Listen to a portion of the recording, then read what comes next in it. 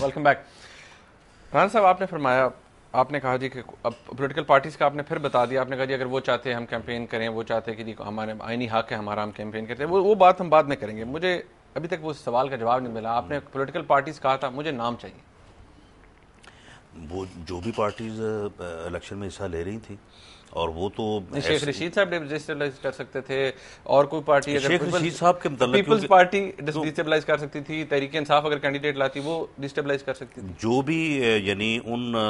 जो थ्रेट्स हमारे पास थी या जो भी इतलात हमारी थी हमारे पास थी, अगर उनको वायलेट जो भी करता तो वो बिल्कुल एक सॉफ्ट टारगेट हो जाता, और सॉफ्ट टारगेट बन के अगर वो कोई मौका फराहम करता किसी दहशतगर्दी के इंसिडेंट को, जिम्मेदारी हमारे ऊपर आती, तो फिर उनका मैं समझता हूँ कि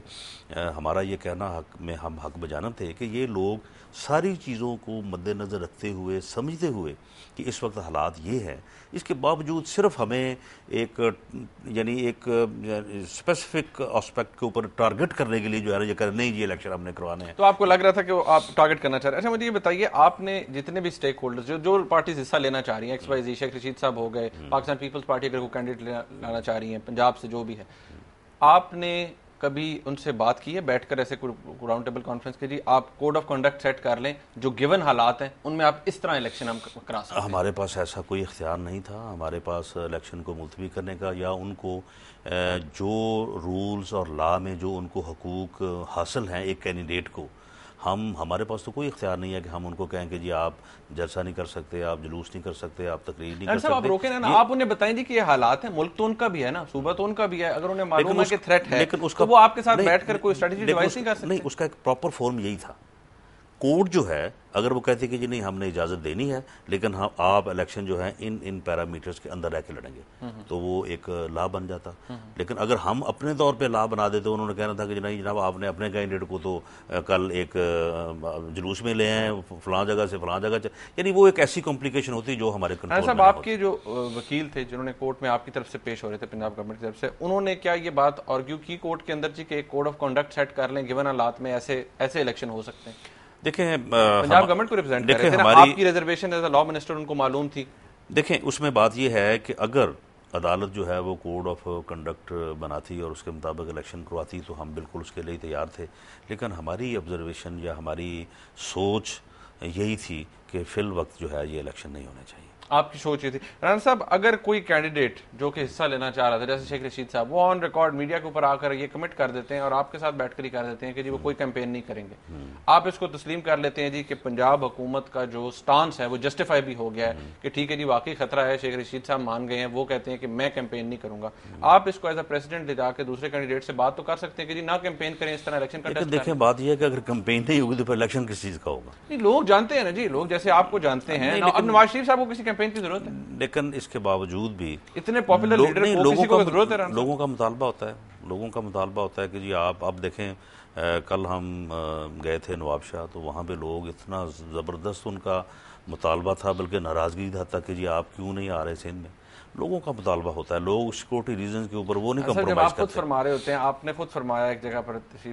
आपने भी थी, शेख रशीद साहब बैठे थे, आपने कहा था कि ये शेख रशीद साहब ने कमिटमेंट दी है कि जी वो कैंपेन नहीं करेंगे NA-55 में, सारी बात है उधर कंटेस्ट कर रहे हैं, तो आपने कहा था जी ये हम इसको बुनियादी तौर पर इसे तस्लीम करते हैं, ये एक अच्छी मूव है और हम इसके ऊपर कुछ काम करने की सोचेंगे, कोई कोशिश करेंगे, लेकिन क्या हुआ? लेकिन शेख रशीद साहब से मैंने ये कहा था कि देखें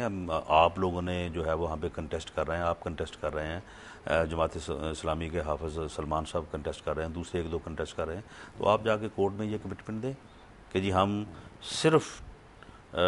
वीडियो कैंपेनिंग करेंगे, हम कोई जलसा नहीं करेंगे, कोई जुलूस नहीं करेंगे, कुछ नहीं करेंगे। लेकिन उनका आपस में इत्तेफाक ही नहीं हुआ, उन्होंने ये बात जाके अदालत में कही नहीं। आपके वकील ने भी नहीं कही कि आपसे देखिए, हम तो गए ना अदालत में, हमने तो ये अदालत में ये नहीं कहा कि जी हम तो किसी कीमत पे ये इलेक्शन नहीं, हम तो कहा जी ये हालात हैं, इन हालात को आप असेस कर लें, अगर उसके बाद फिर जो आपका हुक्म है वो हम करने के लिए तैयार हैं। अगर ये लोग अदालत के सामने ये बात रखते और अदालत हमसे इसका जवाब तलब करती तो यकीनन जवाब जो है हमारा पॉजिटिव होता। अगर प्रेसिडेंट देखे जाए, आप जानते हैं ठीक है टेररिज्म का खतरा है, वो अब से नहीं है, बहुत पहले से। ये राह रास्त ऑपरेशन शुरू हुआ, इसके बाद ज़्यादा हो गया, तस्लीम करते हैं आपकी बात, और रिपोर्ट्स भी आती हैं एजेंसीज की, बिल्कुल आपको अवेयर किया जाता है। अब मुझे ये बताएं कि मोहतरमा बेनज़ीर भुट्टो की शहादत हुई, उसके बाद इलेक्शन 9 जनवरी को होने थे, डिले हुए, एक सर्टेन पीरियड तक हुए। उन दिनों में भी आप जानते हैं हमारे मुल्क में कितना अनरेस्ट था, एक इतनी बड़ी लीडर को जब शहीद कर नहीं, लेकिन ऐसे हालात नहीं थे। नहीं, लेकिन फिर भी आप देखें कि वहां पर इतना बड़ा अनरेस्ट तो था, एक इतनी बड़ी लीडर टारगेट हो चुकी थी, ठीक है जी। सिक्योरिटी के थ्रेट्स तो पाकिस्तान में थे। अब आप क्या समझते हैं कि इनडेफिनिट पीरियड तक रहेंगे? नहीं, इनडेफिनिट पीरियड तक नहीं रहेंगे, और इंशाल्लाह ताला ऑपरेशन राह निजात की कामयाबी के बाद जो है इन हालात में काफ़ी फ़र्क आएगा, जो कि इस वक्त आ भी रहा है और नज़र भी आ रहा है। देखें, बात यह है कि जब मोहतरमा बेनज़ीर भुट्टो का वाक़या हुआ, उस वक्त सिर्फ मोहतरमा बेनज़ीर भुट्टो टारगेट थी, और उस वक्त तक ये दहशतगर्द हैं या तो लॉ इन्फोर्सिंग एजेंसीज को हिट करते थे, और ज़्यादातर जो है ये आर्मी की जो इंस्टॉलेशन थी उनके ऊपर जो है वो हिट करते थे। साहब, आपके लीडर भी उस वक्त टारगेट थे। आपको याद होगा जिस दिन मोहतरमा की शहादत हुई दोपहर में, आपकी लीडरशिप के ऊपर भी, आपके कारकुनों के ऊपर भी हमला हुआ। आम आदमी जो है ना, यानी एक बाजार है, एक मार्केट है, और वहाँ पे जनाब एक्सप्लोड हो गया, यानी ये हालात उस वक्त नहीं थे। अब देखा, हमें स्कूल बंद करने पड़े, और उसके बाद उनके अरेंजमेंट्स करके हमने उनको जब खोला है। अब ये स्कूल्स के ऊपर जो है इस किस्म का यानी खुदकुश हमला इससे पहले तो नहीं था, यानी ये हालात में पहले तो पेश नहीं थे, और मोहतरमा बेनज़ीर भुट्टो टारगेट थी, और इसमें तो अब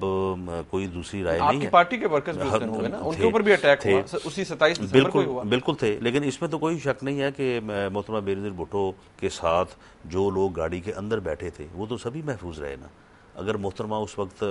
बाहर ना निकलती और जो सिक्योरिटी थ्रेट या एडवाइस थी उसको वो पेश नज़र रखती, तो हो सकता है कि हालात जो है वो बिल्कुल मुख्तलिफ होते, क्योंकि वो जो दूसरे 5 लोग थे वो भी उन्हीं के साथ उसी गाड़ी में बैठे थे, और वहीं पे जो है वो धमाका हुआ था। इसी हवाले से मजीद बात करते हैं, एक ब्रेक लेनी है नाज़रीन, हमारे साथ रहिएगा।